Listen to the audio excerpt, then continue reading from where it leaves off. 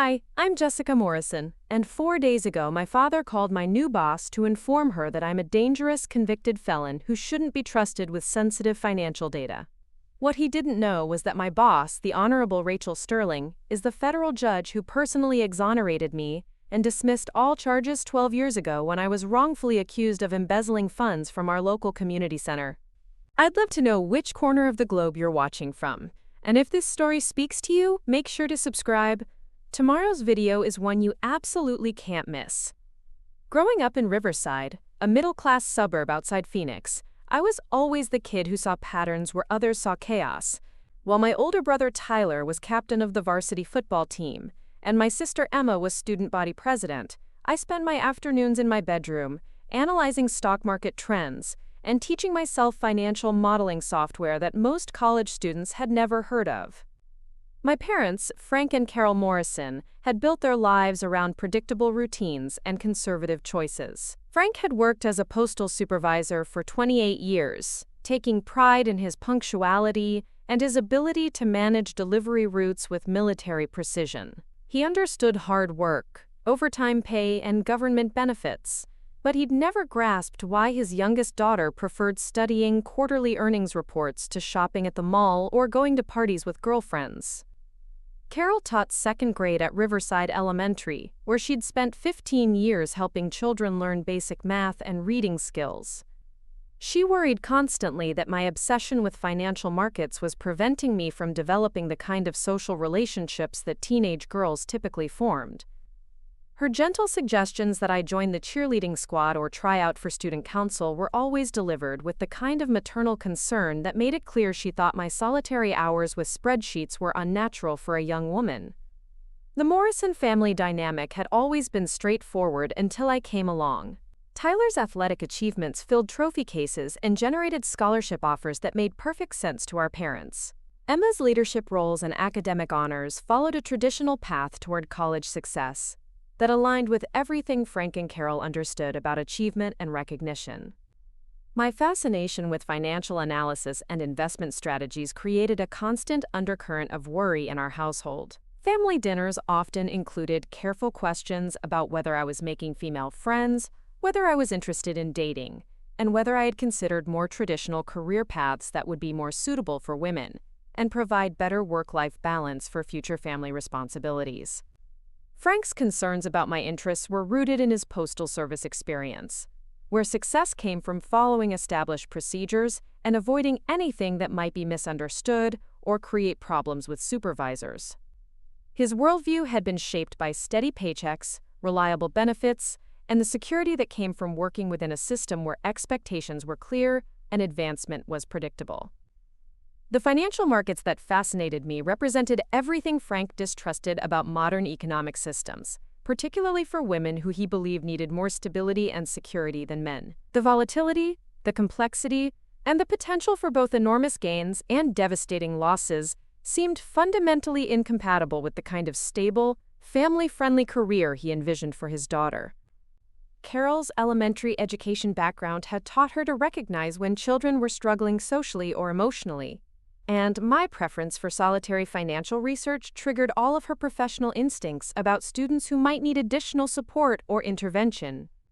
Her questions about my social life and romantic interests came from genuine care, but they also reflected her conviction that healthy teenage girls should be focused on relationships and social activities rather than analyzing corporate balance sheets. High school had been a delicate balance between pursuing my genuine interests and maintaining the kind of social connections that would satisfy my parents' concerns about my development as a young woman. I'd joined the economics club, participated in investment competitions, and even started a small financial literacy tutoring program that helped classmates understand basic personal finance concepts. My academic performance was strong across all subjects, but my real passion emerged in advanced mathematics and economics courses, where I could apply analytical skills to real-world financial problems.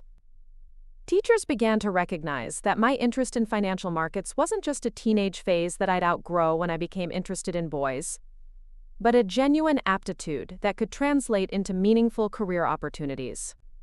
The investment club I founded during my junior year attracted students who shared my fascination with financial analysis, creating a small community of peers who understood why someone might spend weekends researching emerging market trends or analyzing the financial implications of technological innovations. These friendships provided the social connections my parents had been worried about while validating my belief that financial analysis was a legitimate field of study for women. My college applications focused heavily on business programs with strong finance concentrations, particularly schools that offered hands-on experience with portfolio management and financial modeling. The acceptance letter from Arizona State University's honors program in finance represented everything I'd been working toward: validation that my interests could become a meaningful career path despite my parents' concerns about women in high-pressure financial careers. Senior year should have been a celebration of academic achievement and preparation for college studies that would build on everything I'd learned through independent research and practical application. My grades were excellent, my standardized test scores were impressive, and my extracurricular activities demonstrated both leadership and genuine commitment to financial education. The Riverside Community Center had been a cornerstone of our neighborhood for over 30 years, providing after-school programs, senior citizen services, and recreational activities that brought together families from across our diverse suburban community. The center's annual budget exceeded $200,000, funded through a combination of city allocations, state grants, and private donations that supported programs serving nearly 3,000 local residents. As treasurer of the Student Advisory Committee, I'd been working closely with the center's financial administrator, Mrs. Henderson, to develop a new budgeting system that could track program expenses more efficiently and provide better reporting for grant applications. The project involved analyzing 3 years of financial records, identifying spending patterns, and creating forecasting models that could help the center optimize resource allocation. My involvement with the community center's finances had begun as a volunteer opportunity to gain practical experience with nonprofit accounting, but it had evolved into a comprehensive internship that provided insights into grant management, donor relations, and the complex financial challenges facing community organizations operating with limited resources. The computer system I'd designed for tracking donations and expenses was more sophisticated than anything the center had previously used, incorporating features that could identify trends, flag unusual transactions, and generate reports that met the specific requirements of different funding sources. Mrs. Henderson had been impressed by both the technical sophistication of the system and my understanding of nonprofit financial management principles. Working with the community center had also provided opportunities to interact with board members, city officials, and grant administrators who are evaluating the center's financial management and program effectiveness. These professional relationships had given me insights into how financial analysis could serve broader social purposes, connecting my technical interests with meaningful community impact. The financial modeling project I'd developed for the community center had attracted attention from other nonprofit organizations in the Phoenix area, creating consulting opportunities that provided both practical experience and validation that my skills were professionally valuable. The recognition felt like confirmation that my career path was both viable and socially meaningful. My parents had initially been skeptical about my volunteer work at the community center, viewing it as another example of my tendency to get involved in complex projects that they didn't fully understand and that might be too demanding for a teenage girl to handle responsibly. However, the positive feedback from Mrs. Henderson and other center staff had gradually convinced them that my financial skills were being put to good use in ways that benefited our community. The respect I'd earned from adult professionals through my work at the community center had also helped bridge the gap between my parents' concerns about my social development and their recognition that my interests were leading toward legitimate career opportunities.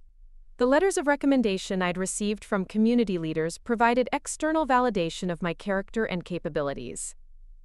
Everything was proceeding exactly as I'd planned when the financial irregularities were discovered that would transform my promising senior year into a nightmare of suspicion, accusation, and legal proceedings that threatened to destroy everything I'd worked to achieve. The accounting discrepancy that would change my life forever was identified on a Thursday afternoon in February, when Mrs. Henderson discovered that nearly $15,000 in donation funds had been transferred from the center's main account into what appeared to be unauthorized external accounts. The discovery of the missing funds sent shockwaves through the Riverside Community Center that reverberated far beyond the modest building on Maple Street. Mrs. Henderson's initial review of the February financial statements had revealed discrepancies that couldn't be explained by simple bookkeeping errors or delayed transaction processing. The sophisticated tracking system I'd implemented had actually made the irregularities more visible, flagging unusual transfer patterns that might have gone unnoticed in a less organized accounting framework. Within hours of the discovery, Mrs. Henderson had contacted the community center's board of directors, the city's Financial Oversight Committee, and the Arizona State Attorney General's office, which maintained jurisdiction over nonprofit organizations receiving public funding. The speed with which the investigation escalated reflected both the seriousness of the allegations and the high-profile nature of an organization that served thousands of residents across multiple city council districts. Detective Maria Santos from the Phoenix Police Department's Financial Crimes Unit arrived at the community center on Friday morning with a team of forensic accountants and computer specialists, who immediately began examining every aspect of the center's financial records and electronic systems. Their investigation focused heavily on the custom software I'd developed, since the unauthorized transfers had been processed through accounts and procedures that required intimate knowledge of the system's architecture. The evidence against me was circumstantial but overwhelming to investigators who didn't understand the technical complexities of financial software development. My administrative access to the accounting system, my detailed knowledge of the center's financial procedures, and my presence at the facility during the time period when the transfers occurred, created a narrative that seemed both logical and damning to people who weren't familiar with cybersecurity vulnerabilities or electronic fraud techniques. A lot of love and effort went into bringing this story to life. If you're enjoying it, we'd be so grateful if you'd subscribe to our channel.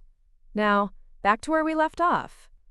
Detective Santos's interview with me took place in a small conference room at the community center, surrounded by financial documents and computer printouts that documented every transaction I'd processed during my months of volunteer work. Her questions were methodical and thorough, focusing on my access to sensitive financial data, my relationships with board members and staff, and my personal financial situation as a high school student with college expenses approaching. The detective's tone carried an undercurrent of skepticism that seemed particularly pointed when directed at a teenage girl who claimed expertise in sophisticated financial systems. Her questions about how someone my age could have developed such advanced technical skills suggested underlying assumptions about what young women were typically capable of achieving in complex analytical fields. My explanation that the unauthorized transfers appeared to be the work of an external hacker who had exploited security vulnerabilities in the city's network infrastructure was met with skeptical questioning about how such sophisticated cybercrime could be detected and prevented by someone without law enforcement training. My insistence that I'd been trying to identify and stop the fraudulent activity seemed defensive and unconvincing to investigators who were looking for clear answers to complex technical questions. The arrest warrant was issued on Monday morning, less than 4 days after the initial discovery of the missing funds. The charges included theft of public funds, computer fraud, breach of fiduciary duty, and conspiracy to defraud a nonprofit organization. The prosecutor's office was also considering federal charges, since the community center received federal grant money, and the electronic transfers had crossed state banking networks. Frank's reaction to the phone call from the police station exceeded my worst fears about how my family would respond to legal trouble involving their daughter. His 28 years of federal employment had instilled deep respect for law enforcement and government authority, making it nearly impossible for him to believe that police investigators could be fundamentally wrong about evidence that seemed so conclusive. The drive to post bail was conducted in complete silence, with Frank's disappointment and confusion radiating through the car like a physical presence. The additional weight of having a daughter accused of financial crimes created complications that Frank struggled to process through his traditional understanding of gender roles and family responsibilities. His protective instincts toward his youngest daughter conflicted with his respect for law enforcement, creating internal tension that manifested as alternating expressions of support and bewilderment. Carol's response was immediate emotional devastation, crying quietly throughout that first evening while trying to process how her concerns about my social isolation and unconventional interests had apparently been justified in the most terrible way possible. Her elementary teaching experience with troubled students provided a framework for understanding behavioral problems, but nothing had prepared her for dealing with serious criminal allegations against her own daughter. The local media coverage began within hours of my arrest, with headlines like "Local Teen Girl Accused of Community Center Embezzlement" and "High School Finance Prodigy Charged with Nonprofit Theft," creating a public narrative that spread through our suburban community faster than actual facts about the investigation. The coverage often emphasized the unusual nature of a teenage girl being involved in sophisticated financial crimes, treating my case as particularly shocking because of gender stereotypes about young women and criminal behavior. Neighbors who had known me since childhood suddenly viewed my financial interests as warning signs they should have recognized earlier, with several expressing surprise that a teenage girl could have been capable of such complex criminal activity. The community reaction reflected both genuine shock and underlying assumptions about what kinds of crimes women typically committed. Tyler's reaction was perhaps the most painful because it represented the complete breakdown of our sibling relationship and his struggle to understand how his academically successful sister could be involved in criminal activity. His athletic scholarship opportunities and college recruitment process were suddenly overshadowed by a family scandal that threatened to affect his own reputation and future prospects, particularly in a small community where family reputations were closely interconnected. Emma's response was more complex, involving genuine confusion about how someone she'd grown up with could be capable of such serious crimes, while also struggling with the social implications of having a sister facing federal charges. Her leadership positions at school became awkward when classmates and teachers asked about my situation, forcing her to navigate between family loyalty and social survival in ways that were particularly challenging for a teenage girl managing peer relationships. The community center's board of directors held an emergency meeting to address the financial crisis and determine how to proceed with operations while the investigation continued. The missing funds represented a significant portion of their operating budget, threatening programs that served vulnerable populations who depended on the center's services. The board's decision to pursue full prosecution reflected both their fiduciary responsibility and their need to demonstrate accountability to funding sources. My high school's response to the arrest was swift and comprehensive, involving immediate suspension from all academic activities pending resolution of the criminal charges. The investment club I'd founded was disbanded, my tutoring program was canceled, and my college recommendation letters were withdrawn by teachers who could no longer endorse someone facing serious criminal allegations. The Arizona State University Honors Program, that had represented my pathway to higher education and career development, sent a formal letter suspending my acceptance pending final disposition of the criminal charges. The scholarship opportunities that had made college financially feasible were similarly placed on hold, creating uncertainty about whether higher education would remain accessible regardless of the legal outcome. The family lawyer Frank hired was a general practitioner who handled real estate transactions and simple civil disputes, clearly unprepared for the technical complexity of computer fraud allegations and federal criminal procedures involving a female defendant. His immediate advice was to consider plea bargaining arrangements that would minimize jail time in exchange for restitution payments and community service, suggestions that assumed my guilt rather than exploring possibilities for demonstrating innocence. The forensic accounting investigation that followed my arrest involved examining 3 years of community center financial records, interviewing dozens of volunteers and staff members, and analyzing computer logs that documented every electronic transaction processed through the systems I'd helped design. The complexity of the financial data created opportunities for both incriminating interpretations and exonerating analysis, depending on the technical expertise of the investigators. The breakthrough that would eventually lead to my vindication came from an unexpected source within the Phoenix Police Department's Cybercrime Division. Officer James Mitchell had been investigating a series of electronic fraud cases targeting nonprofit organizations throughout Arizona, identifying patterns of sophisticated hacking that suggested coordinated criminal activity rather than isolated incidents of local embezzlement by teenage volunteers. Officer Mitchell's analysis of the community center case revealed technical signatures that matched fraudulent transfers at 6 other nonprofit organizations across the state, indicating that the Riverside incident was part of a larger criminal operation that used advanced techniques to mask the true source of unauthorized financial transactions. The complexity of the fraud scheme was far beyond what a high school student could have developed or implemented, regardless of their academic abilities. The real perpetrator was eventually identified as Derek Chen, a former IT contractor who had worked for the city of Phoenix and had maintained unauthorized access to municipal network systems for over 2 years after his employment ended. Chen's sophisticated understanding of government financial procedures and computer security protocols had enabled him to target nonprofit organizations that used city-managed banking services and electronic payment systems. The federal investigation that cleared my name was led by Judge Rachel Sterling, a former federal prosecutor who had built her career on complex white-collar crime cases before being appointed to the federal bench.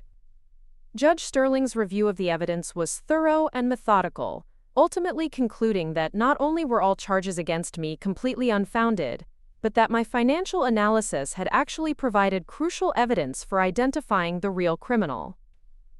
The hearing where all charges were dismissed was attended by my entire family, Mrs. Henderson, and several community center board members who had come to understand that I'd been a victim rather than a perpetrator of the financial crimes. Judge Sterling's comments about my character and my contributions to solving the case provided public vindication that began the process of rebuilding my reputation and my future prospects. The vindication felt surreal after months of legal uncertainty and social isolation that had been particularly challenging for a teenage girl navigating both criminal charges and the complex social dynamics of high school peer relationships.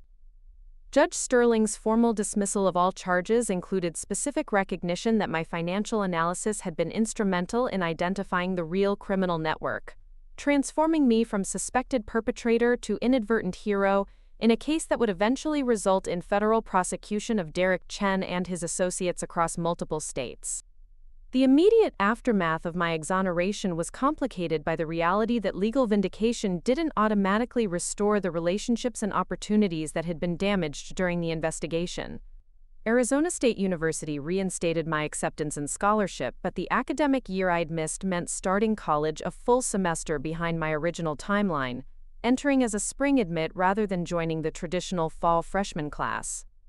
Frank's adjustment to my innocence was perhaps the most difficult family transition to navigate. His federal employment background had taught him to trust law enforcement and judicial processes, making it psychologically challenging to accept that the same systems had initially been so wrong about his daughter. The relief he felt about my vindication was genuine, but it came with an undertone of confusion about how such serious mistakes could occur within institutions he'd always respected. His struggle was compounded by traditional assumptions about his role as a father protecting his daughter, creating internal conflict between relief that I was innocent and bewilderment about how he should have better prevented the situation from occurring in the first place. The protective instincts that had always been strong regarding his youngest daughter became even more pronounced following the legal ordeal. Carol's emotional recovery from the trauma of believing her child might be a criminal took months of family counseling and careful rebuilding of trust that had been shattered by circumstances beyond anyone's control. Her elementary education experience with troubled students had provided no framework for understanding how innocent children could become entangled in complex criminal investigations, requiring her to fundamentally reconsider assumptions about justice and truth.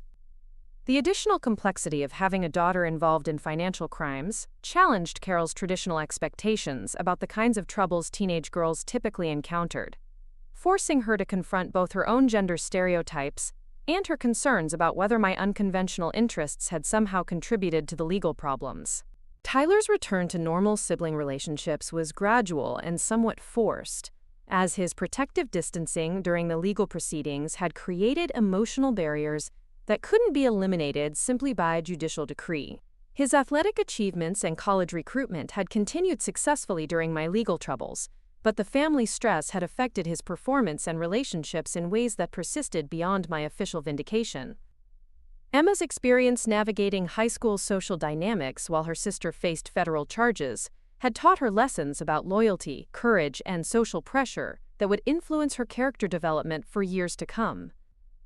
The friends who had supported her during the family crisis became lifelong relationships, while those who had abandoned her during difficult times were permanently eliminated from her social circle.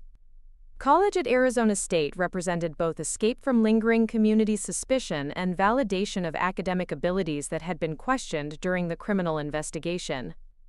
The finance program that had seemed like a distant dream during months of legal uncertainty became an immediate reality, providing intellectual challenges that rebuilt confidence in my analytical abilities and career prospects. The spring semester entry meant joining established study groups and social networks rather than forming relationships naturally during freshman orientation activities. This social disadvantage was offset by heightened motivation to prove academic competence and personal character to professors and classmates who might have heard about my legal troubles through media coverage or community connections. As one of the few women in advanced finance courses, I faced additional scrutiny from professors and male classmates who questioned whether my technical skills were genuine or whether my previous legal troubles indicated fundamental character flaws that might affect my professional reliability. The combination of gender stereotypes and criminal justice stigma created unique challenges that required both academic excellence and careful relationship management. My academic performance during that first semester exceeded even my own expectations, earning recognition from finance faculty, who appreciated both my theoretical understanding and practical experience with forensic accounting gained through unwilling participation in a real criminal investigation. The professors who became mentors were impressed by insights that combined textbook knowledge with first-hand understanding of financial crime detection. The cybersecurity and financial fraud prevention expertise I'd developed through my legal ordeal created unique qualifications that distinguished me from other finance students, particularly other women who rarely had exposure to such technical specializations. Class discussions about white-collar crime, electronic fraud, and forensic accounting benefited from my ability to provide real-world examples and technical details that enhanced theoretical concepts with practical applications. Summer internship opportunities that became available after my sophomore year reflected growing recognition that my experience with financial crime investigation provided valuable perspectives for employers dealing with cybersecurity threats and fraud prevention. The internship with Morrison & Associates, a Phoenix-based financial consulting firm, provided exposure to corporate fraud investigations and regulatory compliance that built directly on skills developed during my own legal vindication. The consulting work involved analyzing financial records for companies suspected of embezzlement, securities fraud, and regulatory violations, requiring exactly the kind of pattern recognition and analytical thinking that had helped identify the nonprofit fraud network that had initially implicated me. The irony of using skills developed through wrongful prosecution to help prosecute actual financial criminals was not lost on anyone involved in my career development. As one of the few women in forensic accounting, I encountered both opportunities and challenges that male colleagues didn't face. Some clients and senior partners appreciated having a female perspective on financial crime investigation, particularly in cases involving fraud against vulnerable populations where my background provided unique insights. However, other professionals questioned whether a young woman could have the technical expertise and emotional resilience necessary for high-stakes forensic work.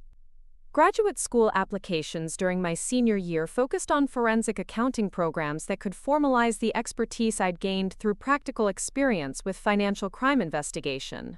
The personal statement that accompanied my applications described how wrongful prosecution had inspired commitment to using financial analysis for justice rather than purely commercial purposes, while also addressing how my experience as a woman in finance had shaped my understanding of professional responsibility. The acceptance letter from Northwestern University's graduate program in forensic accounting represented validation of both academic achievement and professional potential in a specialized field that combined my analytical interests with meaningful social impact. The full fellowship that accompanied admission provided financial security and academic recognition that exceeded anything I'd imagined during the uncertain months following my arrest. The thesis research I conducted at Northwestern examined patterns of nonprofit fraud across multiple states, building on the investigation that had cleared my name to develop predictive models that could help organizations identify vulnerabilities before they were exploited by criminals. The work attracted attention from federal agencies responsible for monitoring charitable organizations and protecting donor funds. My graduation from Northwestern with distinction in forensic accounting was attended by family members who had lived through every stage of my legal ordeal and academic recovery. Judge Sterling sent a congratulatory letter that acknowledged how completely my life had been transformed from the frightened teenager she'd first encountered in federal court to the accomplished professional preparing to enter a career dedicated to financial justice. The job interviews that followed graduate school were conducted with employers who viewed my background as an asset rather than a liability, recognizing that direct experience with financial crime investigation provided insights that couldn't be gained through textbook study alone. However, as a woman entering a male-dominated field, I also encountered interview questions about my long-term career commitment and whether I planned to balance professional responsibilities with future family obligations. The offers I received came from consulting firms, federal agencies, and corporations that needed expertise in fraud prevention and forensic analysis. The position I accepted with Sterling and Partners, a boutique consulting firm specializing in financial crime investigation, provided opportunities to work on cases involving corporate fraud, money laundering, and cybercrime that threatened both individual victims and institutional integrity. My colleagues at Sterling and Partners included former federal prosecutors, retired FBI agents, and forensic accountants with decades of experience investigating complex financial crimes. As one of the few women on the team, I brought perspectives that enhanced case analysis, while also learning from professionals who understood both the technical aspects of financial investigation and the human costs of economic crime. The cases I worked on during my first 2 years at Sterling and Partners included several involving nonprofit organizations that had been targeted by sophisticated fraud schemes similar to the one that had initially implicated me. The pattern recognition skills and technical expertise that had helped clear my name proved invaluable for protecting other organizations from similar attacks. Frank's understanding of my career had evolved from complete bewilderment to genuine pride, as he recognized that my work contributed to law enforcement efforts and victim protection rather than representing the kind of risky financial speculation he'd always feared, particularly for his daughter. His questions about specific cases and investigative techniques reflected growing appreciation for both the complexity and social importance of forensic accounting. Carol's elementary education background had given her insights into how children develop moral reasoning and ethical decision-making, making her particularly proud that my career focused on protecting vulnerable populations from financial exploitation. Her descriptions of my work to teaching colleagues emphasized both the analytical sophistication and ethical foundation that characterized forensic accounting, while also celebrating my success as a woman in a challenging professional field.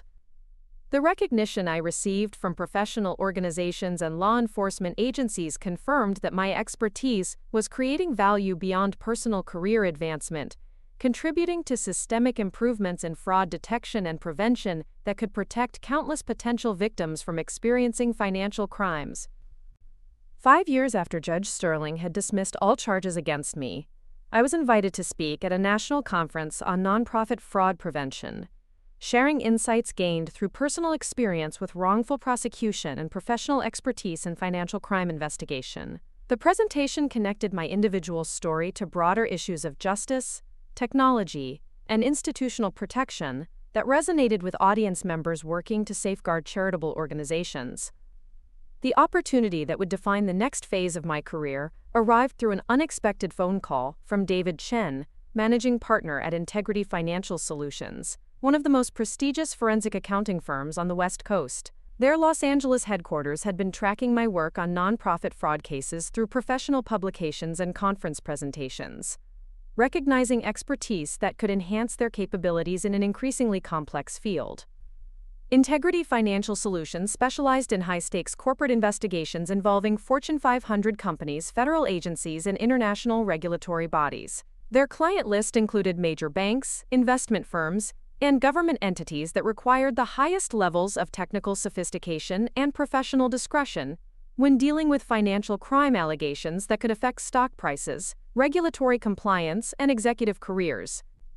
The interview process at Integrity Financial was unlike anything I'd experienced in my previous job searches, involving presentations to senior partners, technical assessments that tested advanced analytical skills, and security clearance procedures that examined every aspect of my personal and professional background.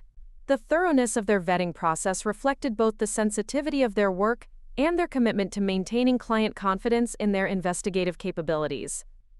As one of the few women being considered for senior positions at the firm, I faced additional scrutiny about my ability to handle high-pressure situations and manage relationships with male executives who might be uncomfortable working with female investigators on sensitive financial matters. The interview panel's questions often focused on how I would navigate professional challenges that my male competitors wouldn't encounter. My presentation on nonprofit fraud detection methods impressed the interview panel not just because of the technical sophistication of my analytical approaches, but because of the real-world validation that came from having personally experienced wrongful prosecution based on flawed financial evidence. The partners recognized that my background provided unique credibility when testifying as an expert witness or explaining complex financial concepts to judges and juries. The offer from Integrity Financial included a senior analyst position with responsibilities that would involve leading investigation teams on major corporate fraud cases, developing new analytical methodologies for detecting sophisticated financial crimes, and serving as an expert witness in federal court proceedings. The salary represented a significant increase from my previous position, but more importantly, the work would provide opportunities to influence major financial crime prosecutions at the national level. Moving to Los Angeles required adjusting to a much larger and more competitive professional environment than I'd experienced in Phoenix, or even during graduate school in Chicago. The financial district where Integrity Financial was located buzzed with the kind of high-stakes commercial activity that could generate both enormous wealth and spectacular criminal conspiracies requiring forensic investigation. My colleagues at Integrity Financial included former federal prosecutors, retired SEC investigators, and forensic accountants, with advanced degrees from Ivy League schools and decades of experience with the most complex financial crimes in American history. As one of the few women at the senior level, I navigated workplace dynamics that required proving competence while also managing relationships with colleagues who hadn't previously worked closely with female forensic specialists. The learning curve was steep, but the mentorship available from accomplished professionals accelerated my development in ways that wouldn't have been possible at smaller firms. Several senior partners took particular interest in supporting my career advancement, recognizing that diverse perspectives enhanced investigative capabilities while also improving the firm's reputation with clients seeking comprehensive analytical approaches. The first major case I was assigned involved investigating allegations of securities fraud at a publicly traded pharmaceutical company whose stock price had collapsed after clinical trial results were questioned by federal regulators.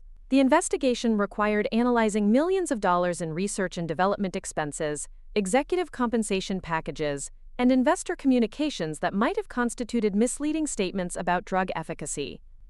Working on the pharmaceutical fraud case provided insights into how corporate executives could manipulate financial reporting to conceal problems that would ultimately affect patient safety and investor confidence.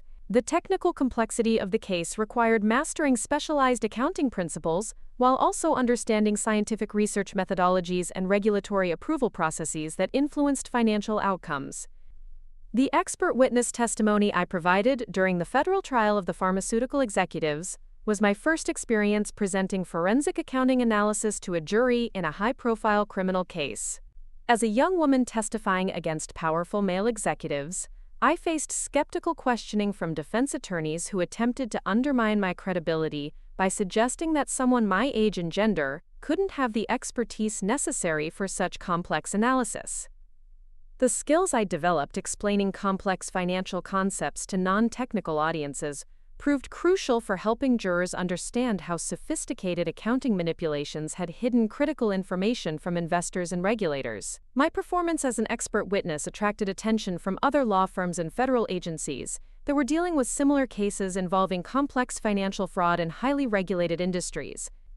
My reputation for clear, credible testimony in technical cases led to consulting opportunities that enhanced both my professional standing and my understanding of how forensic accounting could serve justice in various contexts. However, as one of the few women providing expert witness services in financial crime cases, I also encountered challenges from defense attorneys who attempted to use gender stereotypes to undermine my testimony. The second major case I worked on involved investigating money laundering operations that used cryptocurrency transactions to conceal the movement of funds from drug trafficking organizations to legitimate financial institutions. The technical challenges of tracing digital currency transactions required learning new analytical tools and developing methodologies that could track funds across multiple blockchain networks and international jurisdictions. The cryptocurrency investigation brought me into contact with federal agencies including the DEA, FBI, and Treasury Department officials, who were struggling to keep pace with rapidly evolving financial technologies that criminals were exploiting faster than law enforcement could develop countermeasures. My work contributed to task force efforts that resulted in major arrests and asset seizures that disrupted international criminal organizations. Recognition from federal law enforcement agencies led to additional consulting opportunities with regulatory bodies that were developing new rules for cryptocurrency exchanges and digital asset management. The policy work provided opportunities to influence regulations that could prevent future financial crimes, while also protecting legitimate innovation in financial technology.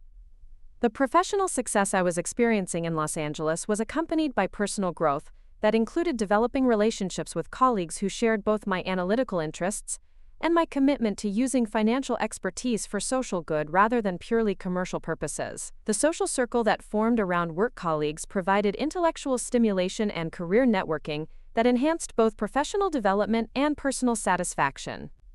My relationship with Michael Torres, a federal prosecutor specializing in white-collar crime, developed from professional collaboration on cryptocurrency cases into personal partnership based on shared values and complementary expertise. Michael's understanding of legal procedures and prosecutorial strategy complemented my technical analytical skills in ways that enhanced both of our professional effectiveness. The consulting work that occupied my evenings and weekends involved developing fraud detection systems for smaller financial institutions that couldn't afford comprehensive forensic accounting services but needed protection against increasingly sophisticated criminal schemes.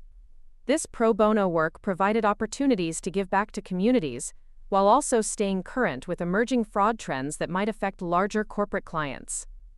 Professional recognition began accumulating through publications in forensic accounting journals, speaking engagements at law enforcement conferences, and awards from professional organizations that acknowledged both technical innovation and ethical leadership in financial crime investigation. The visibility this recognition provided created opportunities for continued career advancement, while also establishing credibility as a thought leader in forensic accounting. As one of the few women receiving such recognition in the field, I also became a role model for other women interested in forensic accounting careers. Speaking engagements often included discussions about breaking gender barriers in technical fields and the unique perspectives that women could bring to financial crime investigation. The consulting firm I established as a side business during my 4th year at Integrity Financial provided specialized services to nonprofit organizations that needed fraud prevention expertise but couldn't afford major consulting firms. The work connected directly to my original experience with community center fraud, while also demonstrating that my career success was translating into meaningful social contribution. Frank's understanding of my career had evolved to the point where he could explain my work to his Postal Service colleagues with genuine pride and surprising technical accuracy. His questions about specific cases and investigative techniques reflected both personal interest and professional respect for the complexity and social importance of forensic accounting. His pride in having a daughter who had achieved such professional success was evident in every conversation about my career.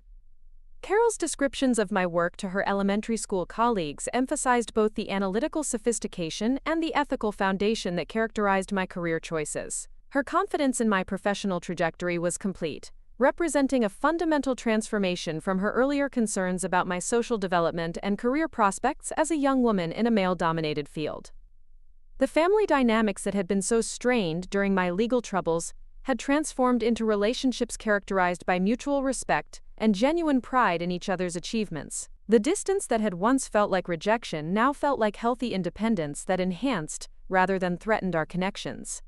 8 years after Judge Sterling had dismissed all charges against me, I received an invitation that would fundamentally alter my understanding of both my career trajectory and my relationship with the person who had saved my future. The invitation came from Pinnacle Solutions, a boutique financial consulting firm in San Diego that specialized in developing forensic accounting systems for federal courts and regulatory agencies.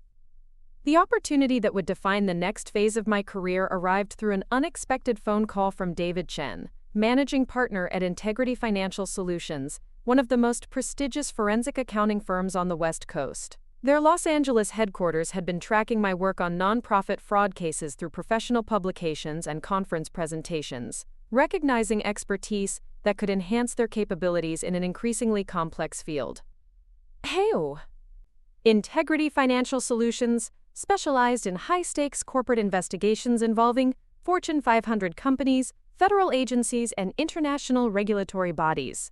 Their client list included major banks, investment firms, and government entities that required the highest levels of technical sophistication and professional discretion when dealing with financial crime allegations that could affect stock prices, regulatory compliance, and executive careers. The interview process at Integrity Financial was unlike anything I'd experienced in my previous job searches, involving presentations to senior partners, technical assessments that tested advanced analytical skills, and security clearance procedures that examined every aspect of my personal and professional background.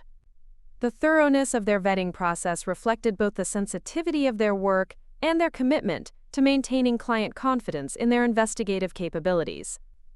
As one of the few women being considered for senior positions at the firm, I faced additional scrutiny about my ability to handle high-pressure situations and manage relationships with male executives who might be uncomfortable working with female investigators on sensitive financial matters. The interview panel's questions often focused on how I would navigate professional challenges that my male competitors wouldn't encounter. My presentation on nonprofit fraud detection methods impressed the interview panel not just because of the technical sophistication of my analytical approaches, but because of the real-world validation that came from having personally experienced wrongful prosecution based on flawed financial evidence. The partners recognized that my background provided unique credibility when testifying as an expert witness or explaining complex financial concepts to judges and juries. The offer from Integrity Financial included a senior analyst position with responsibilities that would involve leading investigation teams on major corporate fraud cases, developing new analytical methodologies for detecting sophisticated financial crimes, and serving as an expert witness in federal court proceedings. The salary represented a significant increase from my previous position, but more importantly, the work would provide opportunities to influence major financial crime prosecutions at the national level. Moving to Los Angeles required adjusting to a much larger and more competitive professional environment than I'd experienced in Phoenix or even during graduate school in Chicago. The financial district where Integrity Financial was located buzzed with the kind of high-stakes commercial activity that could generate both enormous wealth and spectacular criminal conspiracies requiring forensic investigation. My colleagues at Integrity Financial included former federal prosecutors, retired SEC investigators, and forensic accountants with advanced degrees from Ivy League schools and decades of experience with the most complex financial crimes in American history. As one of the few women at the senior level, I navigated workplace dynamics that required proving competence while also managing relationships with colleagues who hadn't previously worked closely with female forensic specialists. The learning curve was steep, but the mentorship available from accomplished professionals accelerated my development in ways that wouldn't have been possible at smaller firms. Several senior partners took particular interest in supporting my career advancement, recognizing that diverse perspectives enhanced investigative capabilities while also improving the firm's reputation with clients seeking comprehensive analytical approaches. The first major case I was assigned involved investigating allegations of securities fraud at a publicly traded pharmaceutical company whose stock price had collapsed after clinical trial results were questioned by federal regulators.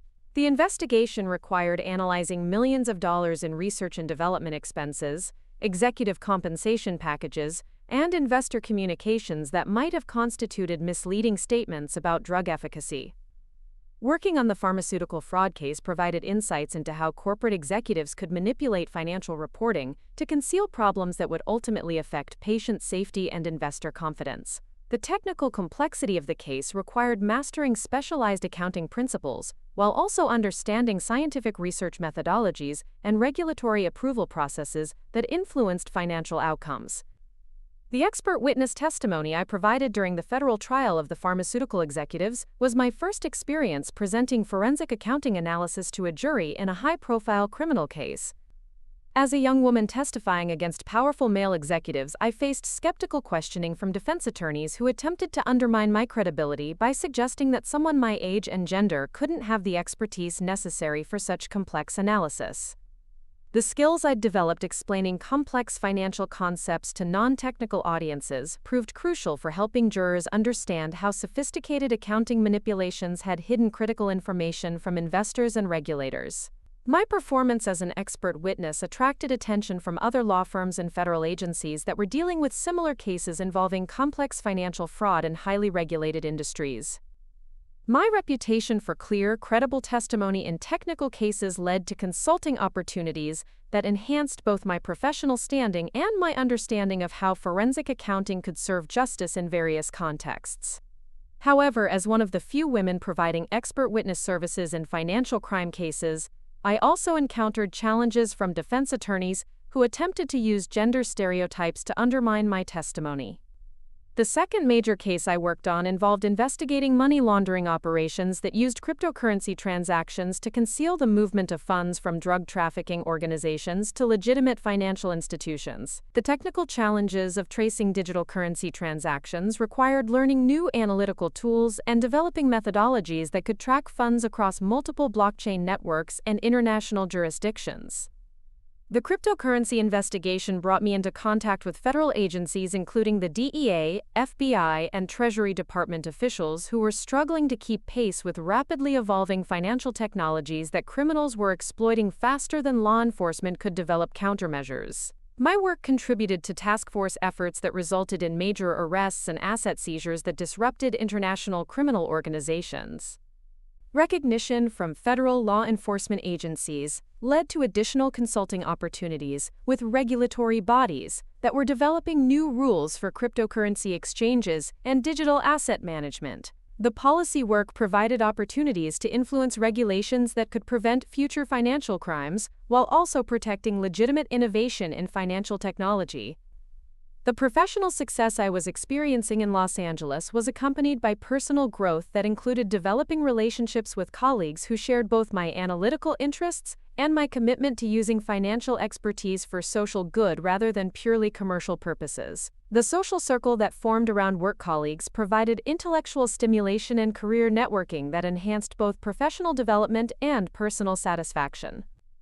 My relationship with Michael Torres, a federal prosecutor specializing in white-collar crime, developed from professional collaboration on cryptocurrency cases into personal partnership based on shared values and complementary expertise. Michael's understanding of legal procedures and prosecutorial strategy complemented my technical analytical skills in ways that enhanced both of our professional effectiveness. The consulting work that occupied my evenings and weekends involved developing fraud detection systems for smaller financial institutions that couldn't afford comprehensive forensic accounting services but needed protection against increasingly sophisticated criminal schemes. This pro bono work provided opportunities to give back to communities while also staying current with emerging fraud trends that might affect larger corporate clients. Professional recognition began accumulating through publications in forensic accounting journals, speaking engagements at law enforcement conferences, and awards from professional organizations that acknowledged both technical innovation and ethical leadership in financial crime investigation. The visibility this recognition provided created opportunities for continued career advancement, while also establishing credibility as a thought leader in forensic accounting. As one of the few women receiving such recognition in the field, I also became a role model for other women interested in forensic accounting careers. Speaking engagements often included discussions about breaking gender barriers in technical fields and the unique perspectives that women could bring to financial crime investigation. The consulting firm I established as a side business during my fourth year at Integrity Financial provided specialized services to nonprofit organizations that needed fraud prevention expertise but couldn't afford major consulting firms. The work connected directly to my original experience with community center fraud, while also demonstrating that my career success was translating into meaningful social contribution. Frank's understanding of my career had evolved to the point where he could explain my work to his Postal Service colleagues with genuine pride and surprising technical accuracy. His questions about specific cases and investigative techniques reflected both personal interest and professional respect for the complexity and social importance of forensic accounting. His pride in having a daughter who had achieved such professional success was evident in every conversation about my career. Carol's descriptions of my work to her elementary school colleagues emphasized both the analytical sophistication and the ethical foundation that characterized my career choices. Her confidence in my professional trajectory was complete, representing a fundamental transformation from her earlier concerns about my social development and career prospects as a young woman in a male-dominated field. The family dynamics that had been so strained during my legal troubles had transformed into relationships characterized by mutual respect and genuine pride in each other's achievements. The distance that had once felt like rejection now felt like healthy independence that enhanced rather than threatened our connections. 8 years after Judge Sterling had dismissed all charges against me, I received an invitation that would fundamentally alter my understanding of both my career trajectory and my relationship with the person who had saved my future. The invitation came from Pinnacle Solutions, a boutique financial consulting firm in San Diego that specialized in developing forensic accounting systems for federal courts and regulatory agencies. The call from Pinnacle Solutions came on a Tuesday morning while I was reviewing evidence for a major banking fraud case that had consumed most of my attention for the previous 3 months. The voice belonged to Jennifer Walsh, Pinnacle's head of recruitment, who explained that their San Diego headquarters was seeking a director of forensic operations to lead their expanding government contracts division. Pinnacle Solutions had built their reputation by developing cutting-edge financial analysis software, specifically designed for federal courts, regulatory agencies, and law enforcement organizations that needed sophisticated tools for investigating complex economic crimes. Their proprietary systems were used by the SEC, FBI Financial Crimes Unit, and federal district courts across the country to process evidence in cases involving securities fraud, money laundering, and corporate corruption. The opportunity Jennifer described involved overseeing a team of forensic analysts who would be responsible for implementing Pinnacle's software solutions in federal courthouses nationwide, training judicial staff on advanced analytical techniques, and serving as expert consultants on cases requiring the most sophisticated financial investigation methodologies. The position represented exactly the kind of meaningful work that combined technical expertise with direct service to the justice system. As Jennifer outlined the role, she emphasized that Pinnacle was specifically seeking a female candidate who could bring diverse perspectives to their predominantly male leadership team, while also serving as a role model for other women entering forensic accounting. The company recognized that having female leadership would enhance their ability to serve diverse client needs and attract top talent from underrepresented groups. My initial phone interview with Randolph Hayes, Pinnacle's founder and CEO, revealed that the company had been tracking my career development through professional publications and federal court testimonies for several years. Randy's background included 15 years as a federal prosecutor specializing in white-collar crime before founding Pinnacle to address the technological gaps he'd observed in how courts processed complex financial evidence. Randy's questions during our conversation demonstrated genuine respect for my expertise and professional accomplishments, focusing on technical capabilities rather than the gender-related concerns I sometimes encountered in similar interviews. His interest in my wrongful prosecution experience reflected understanding that such background provided valuable insights, rather than representing potential liability or character concerns. The technical assessment that followed my phone interview required demonstrating proficiency with Pinnacle's proprietary analytical software, while also presenting solutions to hypothetical fraud scenarios that tested both analytical thinking and practical understanding of legal procedures. The complexity of their systems impressed me as much as my performance apparently impressed their evaluation team. Flying to San Diego for the final interview rounds provided my first opportunity to visit Pinnacle's headquarters, a modern facility overlooking Mission Bay that housed both software development teams and forensic analysis units, serving clients across multiple federal agencies. The integration of technical innovation with practical law enforcement applications created exactly the kind of work environment I'd been seeking throughout my career development. The presentation I delivered to Pinnacle's executive team focused on emerging trends in cryptocurrency fraud, and the analytical methodologies needed to trace digital assets across international jurisdictions. The questions that followed demonstrated that Pinnacle's leadership understood both the technical challenges and the policy implications of financial crimes that exploited rapidly evolving technologies. During the interview process, I was impressed by the number of women in senior positions at Pinnacle, suggesting a company culture that genuinely valued diverse perspectives rather than simply paying lip service to inclusion. The female executives I met described supportive mentorship programs and flexible work arrangements that accommodated different career paths without compromising professional advancement.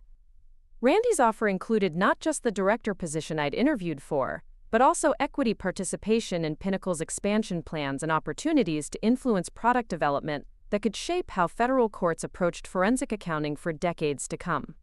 The compensation package exceeded my current salary at Integrity Financial, but more importantly, the work would provide a direct impact on criminal justice outcomes at the national level. Accepting the position at Pinnacle required relocating from Los Angeles to San Diego, a transition that Michael supported enthusiastically since his federal prosecutor career could continue seamlessly with the Southern District of California. The move represented both professional advancement and personal growth into a life stage that felt more settled and purposeful than the competitive intensity of Los Angeles corporate consulting. My first month at Pinnacle involved comprehensive training on their software systems, orientation to their government contract procedures, and meetings with federal agency contacts who would be essential for successful implementation of new analytical tools in judicial settings. The learning curve was manageable because of my previous experience with forensic software, but the scale and sophistication of Pinnacle's operations exceeded anything I'd encountered in my consulting career. The team I inherited included 12 forensic analysts with backgrounds in accounting, computer science, and law enforcement, creating a multidisciplinary group capable of addressing the most complex financial crimes from multiple analytical perspectives. Managing such diverse expertise required developing leadership skills that went beyond technical knowledge to include project coordination, client relations, and strategic planning. As a female director managing a mixed-gender team, I encountered both opportunities and challenges that my male counterparts didn't face. Some team members initially questioned whether a woman could provide the kind of strong leadership necessary for high-pressure government contract work, while others appreciated having a female supervisor who understood work-life balance concerns that male managers sometimes overlooked. The first major project I oversaw involved implementing Pinnacle's fraud detection system in the Central District of California, working directly with federal judges, prosecutors, and court administrators who needed more sophisticated tools for processing evidence in increasingly complex white-collar crime cases. The implementation required not just technical installation, but comprehensive training programs that could help legal professionals understand how to use advanced analytical tools effectively. Working closely with federal court personnel provided insights into how judicial decision-making could be enhanced by better analytical tools, while also highlighting the importance of maintaining appropriate boundaries between technical analysis and legal judgment. The balance between providing useful information and preserving judicial independence required careful navigation that drew on both my technical expertise and my understanding of legal procedures. The success of the Central District implementation led to expansion opportunities with other federal courts, creating a portfolio of government contracts that established Pinnacle as the leading provider of forensic accounting software for the federal judicial system. My role in managing these relationships required frequent travel to courthouses across the country, providing exposure to different regional approaches to white-collar crime prosecution. 6 months into my tenure at Pinnacle, Randy announced that the company had been selected to develop a comprehensive case management system for federal district courts that would integrate evidence processing, analytical tools, and case tracking into a unified platform serving hundreds of judges and thousands of court personnel nationwide. The project represented the largest government contract in Pinnacle's history and the most ambitious judicial technology initiative ever undertaken. The federal court system contract required establishing partnerships with technology contractors, legal consultants, and judicial administration experts who could ensure that Pinnacle's solutions met the complex operational requirements of federal courts, while also satisfying security protocols and regulatory compliance standards that governed sensitive legal information. My responsibility for coordinating these partnerships brought me into contact with former federal judges who had transitioned into consulting roles, providing advisory services to technology companies that needed insights into judicial procedures and courtroom operations.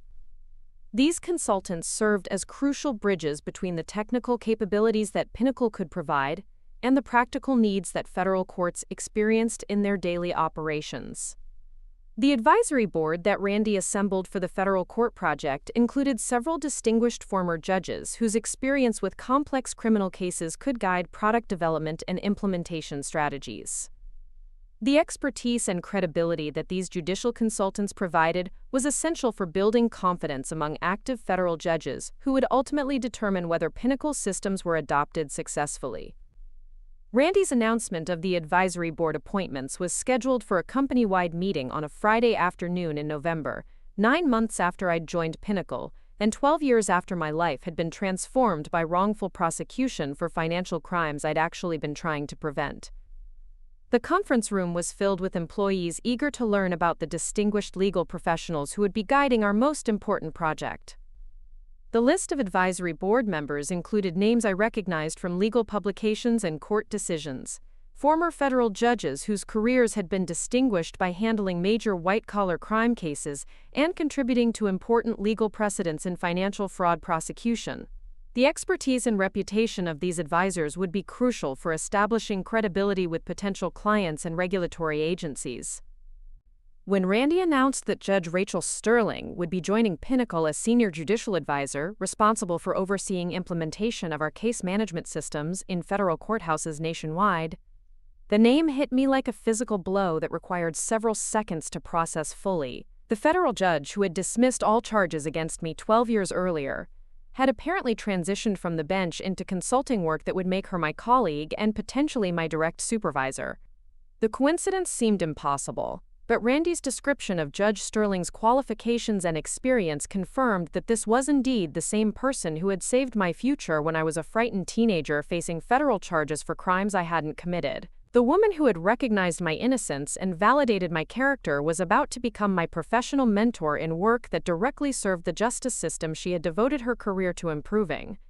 My initial reaction was emotional overwhelm that made it difficult to focus on the remainder of Randy's presentation or respond appropriately to colleagues' questions about the advisory board appointments. The symmetry of working under the supervision of the judge who had cleared my name felt almost too perfect to be real, but it also created anxiety about how such a relationship might affect both professional dynamics and personal boundaries.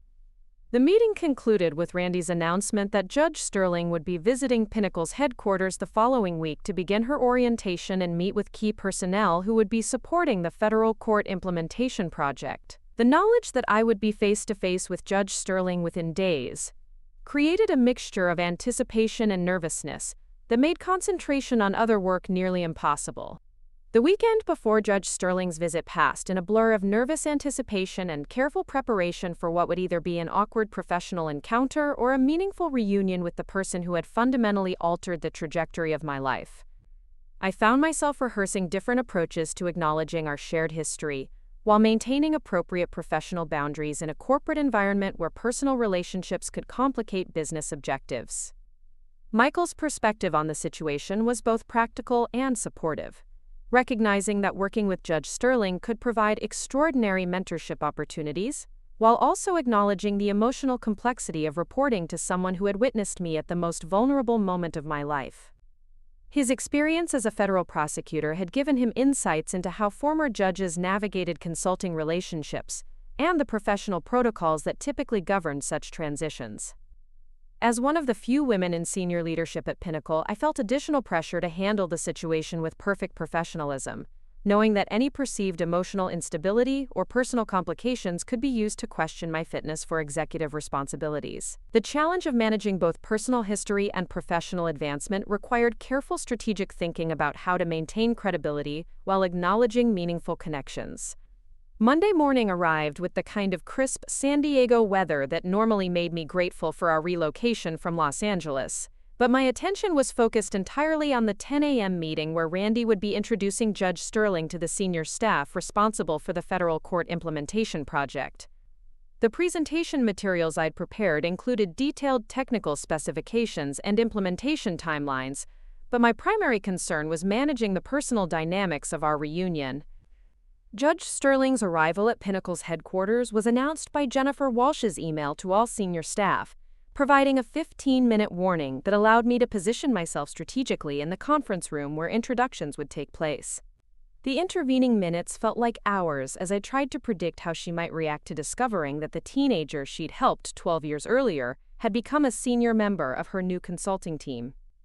When Judge Sterling entered the conference room, her presence immediately commanded the kind of respectful attention that former federal judges naturally inspired in professional settings. Her transition from judicial robes to corporate attire hadn't diminished the authoritative bearing that had made her such an effective courtroom presence, and her smile suggested genuine enthusiasm for the consulting work she was beginning at Pinnacle. Randy's introduction of Judge Sterling emphasized her distinguished judicial career, her expertise in complex financial crime cases, and her commitment to improving judicial system effectiveness through better technology. The biographical details he provided confirmed everything I remembered about her background, while also highlighting accomplishments from her years on the federal bench that I hadn't been aware of during my own case. The moment when Randy introduced me as Director of Forensic Operations created a pause in Judge Sterling's polite attention that suggested immediate recognition, followed by what appeared to be a carefully controlled surprise as she processed the implications of our unexpected reunion. Her professional composure remained intact, but I could detect subtle changes in her expression that indicated she was experiencing the same emotional complexity that had been troubling me all weekend. Judge Sterling's handshake and greeting were perfectly appropriate for a professional introduction, but her eyes conveyed recognition and what seemed like genuine pleasure at discovering that the young woman she'd helped had developed into a successful forensic accounting professional. The brief moment of eye contact we shared contained acknowledgement of our shared history without compromising the professional context of our reunion. The technical presentation I delivered about Pinnacle's federal court implementation project was designed to demonstrate both my expertise and my understanding of judicial needs, but it also served as an indirect update on how completely my life had been transformed since our last encounter in federal court. Judge Sterling's questions about analytical methodologies and evidence processing revealed both her technical sophistication and her continued commitment to ensuring that technology served justice rather than complicating legal procedures. Her questions also demonstrated the kind of sharp analytical thinking that had made her such an effective judge, while her follow-up inquiries showed genuine interest in my professional development and the career path that had led me to Pinnacle. The intellectual engagement was both professionally satisfying and personally meaningful, confirming that our working relationship would be built on mutual respect and shared expertise. The morning session concluded with Randy's outline of Judge Sterling's responsibilities as Senior Judicial Advisor, including oversight of my department's work on federal court implementations and direct collaboration on product development that would serve hundreds of federal judges nationwide. The professional relationship we would be developing would require regular interaction and strategic coordination that could potentially become complicated by our personal history. During the lunch break, Judge Sterling approached me privately in the hallway outside the conference room, creating the first opportunity for personal conversation since our unexpected reunion. Her opening comment about the remarkable coincidence of our professional paths converging was delivered with the same warmth and intelligence that I remembered from our courtroom interactions, but with added recognition of my professional development and career achievements. The conversation that followed was brief but meaningful, with Judge Sterling expressing genuine pride in my career trajectory and acknowledgement that my success validated her confidence in my character and potential during those difficult months of legal uncertainty. Her perspective on our reunion emphasized the positive aspects of working together, rather than dwelling on the painful circumstances that had first brought us into contact. Judge Sterling's questions about my family and personal life revealed that she remembered details about my background and the community context that had surrounded my wrongful prosecution. Her interest in how my parents had adjusted to my vindication and career success suggested both personal caring and professional understanding of how criminal allegations could affect entire families rather than just individual defendants. Her specific inquiries about how I had navigated challenges as a woman in forensic accounting demonstrated awareness of the additional barriers I had faced in developing my career. Her recognition that gender discrimination could compound the difficulties of overcoming wrongful prosecution showed sophisticated understanding of intersectional challenges that many people overlooked. My explanation of Frank and Carol's evolution from confusion and worry to pride and support seemed to provide Judge Sterling with satisfaction that extended beyond typical professional interest in employee backgrounds. Her recognition that family dynamics had been an important factor in my case reminded me of how thoroughly she had understood not just the legal evidence, but also the personal circumstances that had made my prosecution particularly traumatic. The afternoon session focused on technical specifications for the federal court case management system, providing opportunities for Judge Sterling to demonstrate her sophisticated understanding of both judicial procedures and technology applications. Her questions about data security, user interface design, and integration with existing court systems revealed preparation and expertise that impressed even Pinnacle's most experienced technical staff. Working with Judge Sterling during that first day confirmed that our professional relationship would be both productive and personally meaningful, combining her judicial experience with my technical expertise in ways that could genuinely improve how federal courts processed complex financial evidence. The mentorship opportunities were obvious, but so was the potential for mutual respect and collaboration that transcended our unusual shared history. The week that followed Judge Sterling's initial visit established patterns of professional interaction that balanced acknowledgement of our personal connection with appropriate boundaries for corporate consulting relationships. Her feedback on my department's work was both supportive and challenging, pushing us to consider not just technical capabilities, but also practical implementation issues that could affect judicial efficiency and legal outcomes. As a female mentor working with a younger woman in a male-dominated field, Judge Sterling provided insights that went beyond technical guidance to include strategic advice about career advancement, workplace navigation, and maintaining professional credibility while dealing with gender-based challenges. Her mentorship was particularly valuable because she understood both legal systems and corporate environments. Judge Sterling's influence on Pinnacle's federal court project extended far beyond technical oversight to include strategic guidance about judicial culture, procedural requirements, and political considerations that could determine whether our systems were adopted successfully by courts across the country. Her insights proved invaluable for navigating the complex approval processes that govern technology implementations in federal judicial settings. The recognition I received from Randy and other Pinnacle executives for my collaboration with Judge Sterling reflected both the quality of our work product and the strategic value of having established such a productive relationship with our most important advisor. The success of our initial projects created opportunities for expanded responsibilities and increased involvement in Pinnacle's most significant government contracts. 2 months after Judge Sterling joined Pinnacle, Randy announced that our federal court case management system had been selected for nationwide implementation, representing validation of both our technical capabilities and our understanding of judicial needs. The contract would require coordinating with hundreds of federal judges and thousands of court personnel across multiple jurisdictions, creating challenges that would test every aspect of our organizational capabilities. Judge Sterling's role in securing the nationwide implementation contract was acknowledged privately by Randy, who recognized that her credibility with federal judges had been crucial for building confidence in Pinnacle's ability to serve judicial system needs effectively. Her transition from bench to consulting had created exactly the kind of expertise that technology companies needed for successful government contracting. The success of our federal court project created opportunities for international consulting that could extend Pinnacle's influence to judicial systems in other countries struggling with similar technology challenges. Judge Sterling's involvement in these expansion opportunities would require extended travel and coordination with foreign legal systems, creating new dimensions for our professional collaboration. My personal relationship with Michael had developed into engagement during the months of working with Judge Sterling, creating life changes that felt connected to the professional stability and personal confidence that had resulted from our unexpected reunion. The proposal had taken place at Sunset Cliffs, overlooking the Pacific Ocean that had become symbolic of the new life I'd built in San Diego. The morning that everything came full circle started like any other Wednesday at Pinnacle Solutions, with me arriving early to review implementation reports from federal courts across 3 time zones.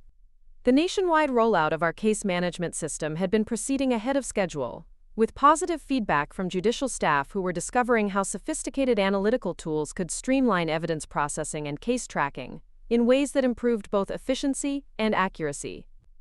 Judge Sterling and I had developed a productive working rhythm over the 18 months since her arrival at Pinnacle, combining her judicial insights with my technical expertise to create solutions that genuinely served the needs of federal courts, while also advancing Pinnacle's reputation as the premier provider of forensic technology for government agencies. Our professional relationship had evolved into mutual respect and genuine friendship that enhanced both our careers. The engagement ring that I now wore represented not just my commitment to Michael but also the personal stability and professional confidence that had resulted from working alongside the person who had fundamentally changed my life's trajectory 12 years earlier. Our wedding plan for the following spring would take place in San Diego's Balboa Park, symbolizing the new chapter we were building together in a city that had become home. Frank's understanding of my career had continued evolving as news articles and professional recognition made it clear that my work contributed to law enforcement efforts and judicial system improvement, rather than representing the kind of risky financial speculation he'd always worried about. His questions about specific cases and federal court implementations reflected genuine interest in work that he now recognized as both legitimate and socially important. His pride in having a daughter who had achieved such professional success despite early legal troubles was evident in every conversation, though he still occasionally expressed protective concerns about the high-pressure nature of my work and whether it might be too demanding for a young woman planning to start a family. Carol's pride in my professional achievements had become a regular topic of conversation with her teaching colleagues, who were impressed by her descriptions of forensic accounting work that protected communities from financial crimes. Her understanding of my career remained limited to general concepts, but her confidence in my choices and character was complete and unwavering. The family relationships that had been so strained during my legal troubles had transformed into connections characterized by mutual respect and genuine appreciation for each other's achievements. Tyler's engineering career and Emma's success in marketing had created a family dynamic where everyone's professional accomplishments were celebrated rather than compared or questioned.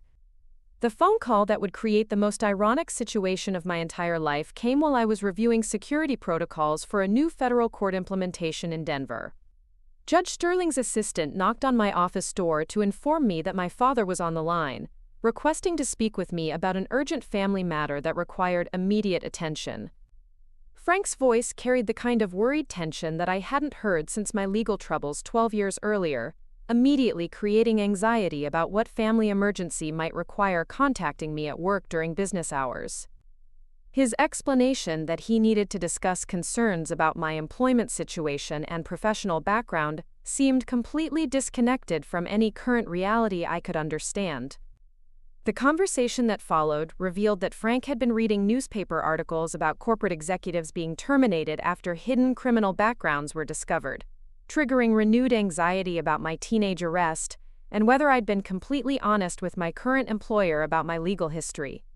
His insurance industry experience had convinced him that undisclosed criminal records could create liability issues for companies that employed people without conducting thorough background investigations. Frank's growing worry that I might be deceiving Judge Sterling about my criminal background had been building for weeks, compounded by his inability to understand how someone with my history could be working in such a sensitive position involving federal government contracts and judicial system access. His protective instincts toward his daughter, combined with traditional concerns about women's vulnerability in professional settings, had convinced him that intervention was necessary. The decision to contact my supervisor directly was motivated by protective instinct rather than malicious intent, but it was based on fundamental misunderstandings about both my legal status and my professional qualifications. Frank's insurance background had taught him that hidden problems always eventually surfaced, usually at the worst possible times and in the most damaging ways possible, particularly for women whose careers might be more fragile than men's. My attempts to explain that my vindication had been complete and well documented were met with Frank's continued anxiety about whether current employers fully understood the implications of criminal charges, even dismissed ones.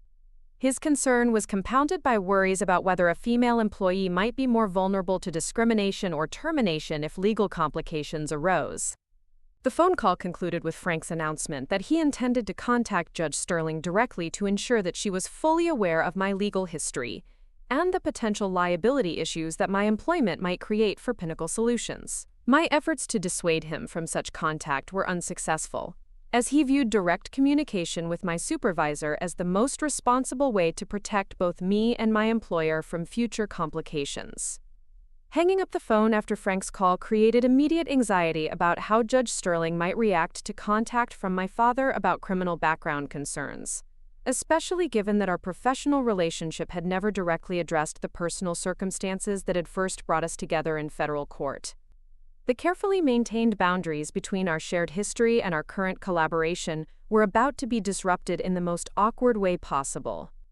The irony of Frank calling Judge Sterling to warn her about my criminal background was immediately apparent to me, but explaining why such contact would be unnecessary required revealing details about Judge Sterling's judicial background that could complicate both personal privacy and professional relationships. The very information that would resolve Frank's concerns was information that I couldn't share without potentially creating different problems. Judge Sterling's reaction to Frank's phone call, when it came 2 hours later, was a mixture of amusement and professional discretion that demonstrated exactly the kind of leadership and emotional intelligence that had made her successful in both judicial and corporate environments. Her request for a private meeting to discuss family communications provided the first opportunity to address our shared history directly in a professional context. The conversation that took place in Judge Sterling's office that afternoon was both personally meaningful and professionally significant, allowing us to acknowledge connections that had been implicit in our working relationship, while also establishing protocols for managing family concerns that might affect workplace dynamics. Her understanding of Frank's protective motivations was generous and empathetic, reflecting insights gained through years of observing family relationships in courtroom settings. Judge Sterling's explanation of how she had handled Frank's call emphasized both professional courtesy and strategic discretion, providing appropriate reassurance about my employment status while avoiding revelation of personal information that wasn't necessary for addressing his concerns. Her approach demonstrated exactly the kind of judgment and communication skills that had made her such an effective federal judge. The revelation of our shared legal history, when Judge Sterling finally addressed it directly, was handled with the same thoughtfulness and wisdom that had characterized her judicial decisions 12 years earlier. Her perspective on our professional relationship emphasized how completely my life had been transformed from the frightened teenager she'd first encountered to the accomplished forensic accounting professional who was now contributing to judicial system improvement. Judge Sterling's recognition that our working relationship represented the best possible outcome of the legal system functioning correctly provided validation that transcended typical workplace affirmation. The wrongful prosecution that had seemed like catastrophic injustice had actually created unique qualifications for meaningful work that served the same judicial system that had ultimately protected my rights and vindicated my character. The discussion of Frank's phone call evolved into broader conversation about family dynamics, professional development, and the remarkable coincidences that had brought us together again in circumstances that allowed both personal closure and continued collaboration on socially meaningful work. The symmetry of our relationship felt almost too perfect to be real, but it was also deeply satisfying in ways that validated every difficult choice I'd made about career direction and personal resilience. Judge Sterling's commitment to mentoring my continued professional development was formalized through her offer to recommend me for advanced federal security clearances that would provide access to the most sensitive financial crime investigations conducted by government agencies. The opportunities this recommendation would create could influence my career for decades while also advancing Pinnacle's capabilities in serving federal law enforcement needs. The family dinner that took place the following weekend provided the first opportunity to explain the complete irony of Frank's protective phone call to parents who had lived through every stage of my legal ordeal and professional recovery. Frank's reaction to learning that my supervisor was the judge who had cleared me was an emotional overwhelm that required several minutes to process fully. The recognition that his well-intentioned intervention had actually prompted explicit confirmation of the most supportive possible professional relationship created the kind of perfect irony that seemed too remarkable to be coincidental. Frank's protective instinct had achieved exactly what he'd hoped, just not in the way he'd expected or could have imagined. Carol's tears of joy and relief reflected not just happiness about my current success, but also final closure of the trauma and worry that had characterized our family's experience during my legal troubles. The federal judge who had saved my future had become my professional mentor, creating symmetry that validated every choice about perseverance and character that had defined my journey from wrongful prosecution to career success. Looking back on the 15 years since that terrible senior year in high school, I could see how every challenge and setback had contributed to building both the technical expertise and personal resilience that now characterized my life. The wrongful prosecution that had seemed like ending had actually been the beginning of insights and experiences that made me valuable to the very person who had ensured that prosecution didn't destroy my future. The weeks following Frank's revelation transformed our family dynamics in ways that went far beyond simple relief or amusement at the cosmic joke his phone call had created. For the first time since my teenage arrest, Frank began asking detailed questions about my daily work, genuinely curious about the federal court implementations and forensic analysis that occupied my professional life. His insurance industry background gave him frameworks for understanding risk assessment and liability management that translated surprisingly well to financial crime investigation. Carol's transformation was even more dramatic, as she began incorporating stories about my career into her classroom discussions about how mathematics and analytical thinking could serve justice and community protection. Her second-grade students became inadvertent experts on basic concepts of financial crime prevention, learning through age-appropriate examples how numbers and patterns could help catch bad people who tried to steal money from organizations that helped communities. Tyler's engineering perspective on my forensic accounting work created opportunities for technical discussions that had never existed during our childhood years of mutual incomprehension. His recent promotion to senior project manager at a renewable energy company had given him insights into complex systems integration that proved surprisingly relevant to the challenges I faced implementing analytical software across multiple federal court jurisdictions.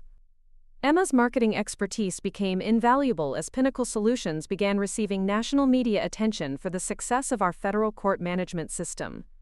Her guidance on public relations strategy and professional networking helped both me and Judge Sterling navigate interview requests and speaking opportunities that could advance both our individual careers and Pinnacle's reputation in government contracting. The professional recognition that followed our successful federal court implementations included invitations to testify before congressional committees investigating judicial system efficiency and technology adoption. The opportunity to address lawmakers about how forensic accounting tools could improve both court operations and criminal justice outcomes represented validation that extended far beyond personal career advancement to include genuine social impact. Judge Sterling's presence during my congressional testimony provided both moral support and professional credibility that enhanced the reception of my recommendations for expanded technology adoption in federal courts. Her introduction of me to the subcommittee emphasized not just my technical qualifications, but also my unique perspective as someone who had experienced both sides of the criminal justice system as a defendant and professional analyst. The legislation that ultimately resulted from our congressional testimony included funding provisions for nationwide expansion of forensic accounting capabilities in federal courts, creating opportunities for continued collaboration between Judge Sterling and me on projects that could influence judicial system effectiveness for decades to come. The policy impact of our work validated every choice I'd made about using personal experience with wrongful prosecution to improve systemic protections for future defendants. Michael's federal prosecutor experience provided invaluable insights as we planned our wedding and discussed how our combined careers in law enforcement and forensic accounting could complement each other in ways that served both professional advancement and social contribution. His understanding of how criminal justice reforms could protect innocent defendants while also improving prosecution of actual criminals aligned perfectly with my own commitment to using technical expertise for justice rather than purely commercial purposes.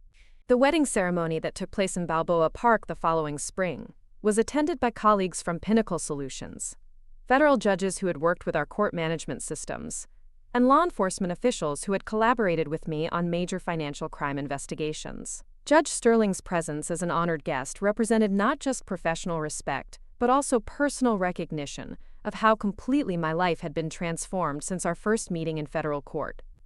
Randy's speech at the wedding reception emphasized how my partnership with Judge Sterling had elevated Pinnacle's reputation and capabilities in ways that created new opportunities for serving government clients and advancing judicial system technology. The business success that had resulted from our collaboration provided both companies an individual career advancement, while also contributing to meaningful improvements in how courts processed complex financial evidence.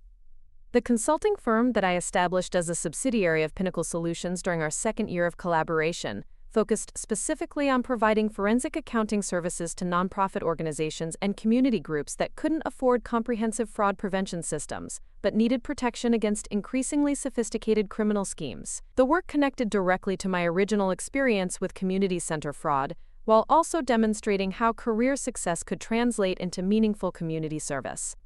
Judge Sterling's involvement in the nonprofit consulting subsidiary provided both credibility and strategic guidance that helped establish relationships with charitable foundations, religious organizations, and civic groups throughout Southern California.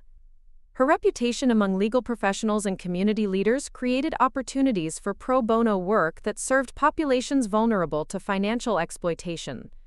Frank's evolution from worried parent to enthusiastic supporter reached its culmination when he began volunteering with local nonprofit organizations, using his postal service experience with logistics and administration to help community groups implement basic financial controls and accountability measures that could prevent the kind of fraud that had once threatened my future.